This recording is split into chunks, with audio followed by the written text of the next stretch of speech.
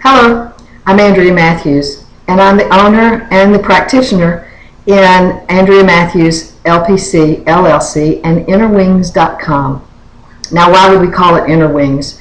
Well, that's because I believe that in order for us to really have the life we want, for us to have the business we want, we have to learn what is the difference between what is internal and what is external. In fact, I believe that if we want to take flight, if we want to really have the life we want, we have to go inside to find it.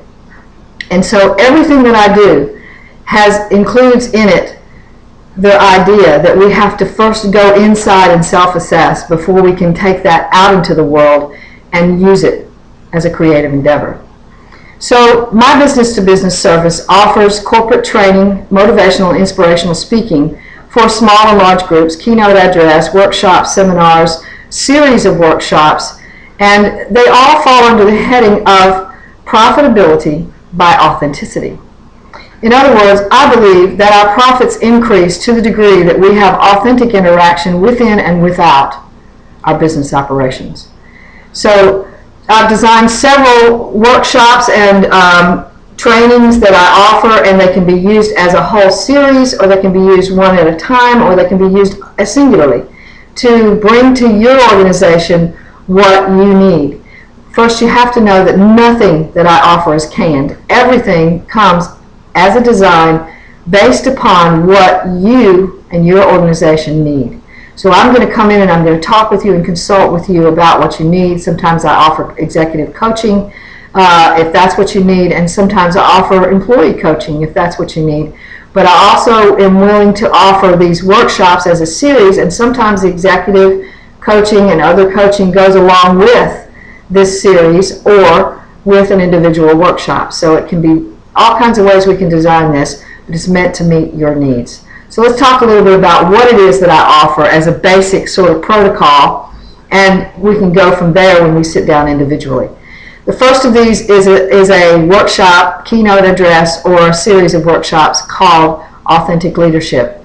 You know, the term leadership is kicked around quite a bit these days, and we understand that leadership is necessary in our businesses and in our world. But what we're doing is transitioning from a paradigm of management to a paradigm of leadership. Management was the old authoritative kind of approach to getting people to do what we wanted them to do by just saying do it or else. Leadership includes the values of the leader and the mission of the leader in the effort toward a work that says we're going to have integrity here. We're going to be people who value the essential core elements of interaction with people, such as truth and honesty and acceptance of other people, those kinds of things. So that's a part of leadership. Authentic leadership takes it to an even deeper level, where we talk about terms like radical responsibility, power balancing, unconditional positive regard, and relationship adeptness, as well as transparency. These are terms that we have to really come to understand in terms of what is true and false about leadership. And what is true is this: we cannot control other people, period. Authentic leadership takes that into account.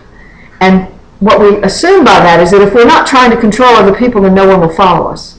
But that's not true.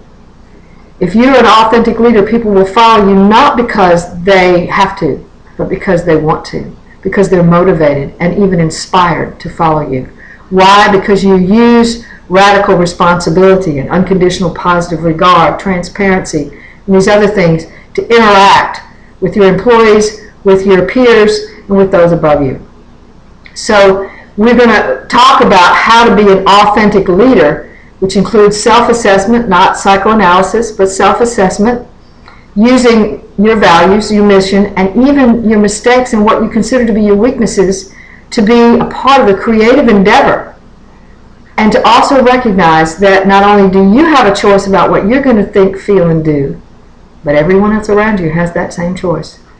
And you can't make them do anything. You can influence till you're blue in the face, but they still have a choice about whether or not they're going to do it. So keeping that in mind, you lead based on what is true inside of you. And that is authentic leadership. And it brings about a whole new paradigm with regard to profitability, because your interactions with your customers, your interactions with your employees, your interactions peer-to-peer, and your interactions with those above you are going to change dramatically based on you coming from your fullest empowerment. That's what authentic leadership is all about. So the next in the series is conflict resolution, and conflict resolution is based on the premise that conflict is an essential ingredient to generating creative opportunity and growth. So we use conflict rather than letting it use us. We don't stay stuck in the status quo, the kind of low-grade irritation that goes on with conflict that never gets resolved, or the kind of heightened real battling that goes on with some conflicts, where teams are battling against other teams, and sometimes competition turns into conflict. So we're going to look at conflict as an opportunity to grow.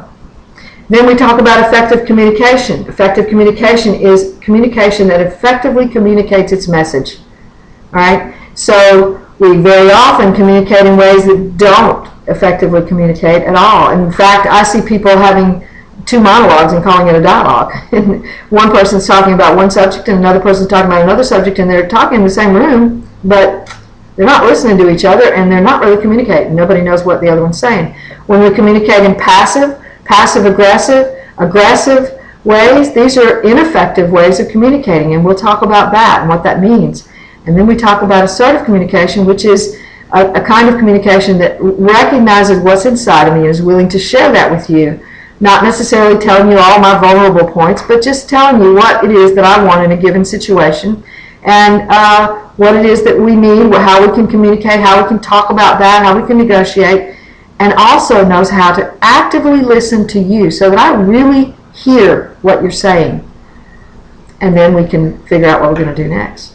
That's effective communication. It comes in the form of written communication, distance communication such as telephone or Skype, and also face-to-face communication.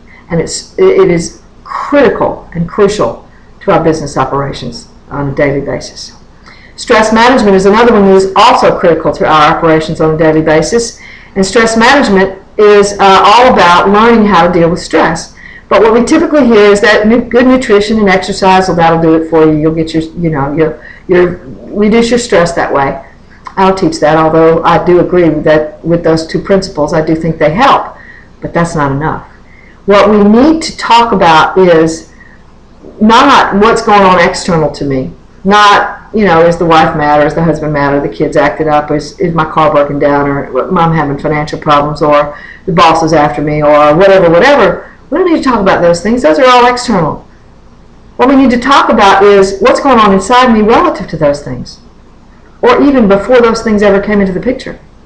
Because stress is an inside job.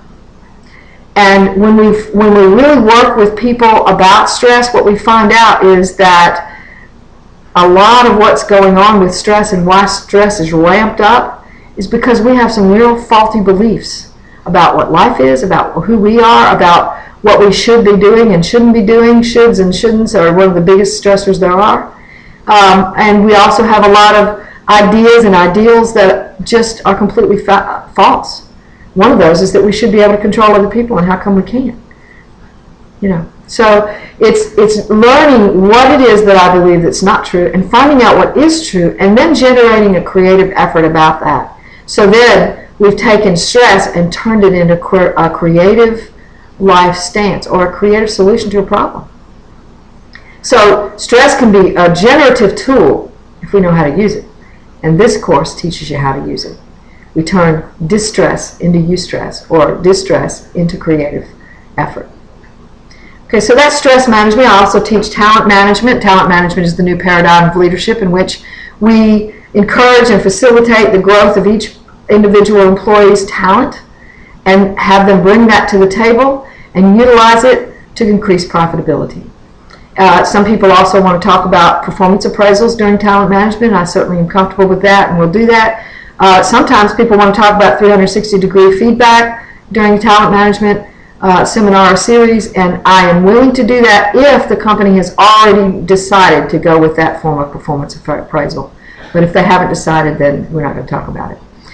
Diversity, is a very experiential workshop in which we help people come to understand both our need to belong, our fear of differentness, and the impact that bias has on us. And we also talk about how it is that we can take responsibility for our own bias, and then we can begin to dialogue with differentness itself. And the Empowerment series is a part of the whole Leadership on Authenticity series that includes understanding this thing. Choice is the final arbiter. It's the final decision maker. Everybody has a choice about everything. Most of the time, however, we don't make conscious choice. We make unconscious choice. We just sort of slide into position and expect things to happen because we've slidden into position. And when they don't, we wonder why. So conscious choice means I'm going to self-assess again. That's the term you're going to hear again and again throughout everything that I do through InnerWings.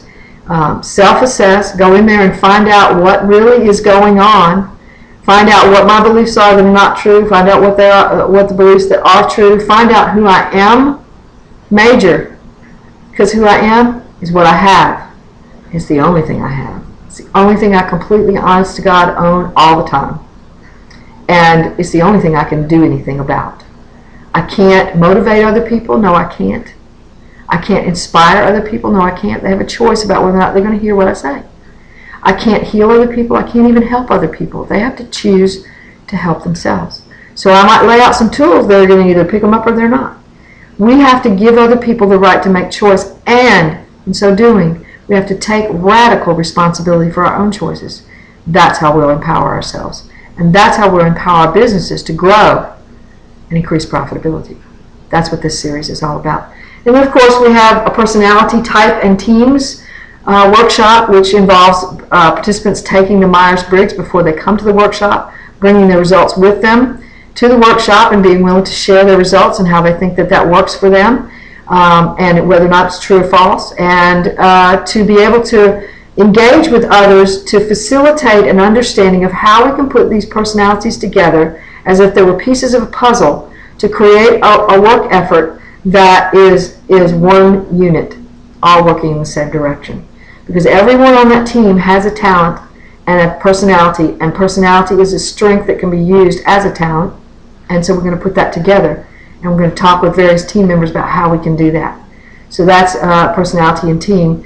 So these are some of the things that I offer, and certainly I can put things together in a package that works for you.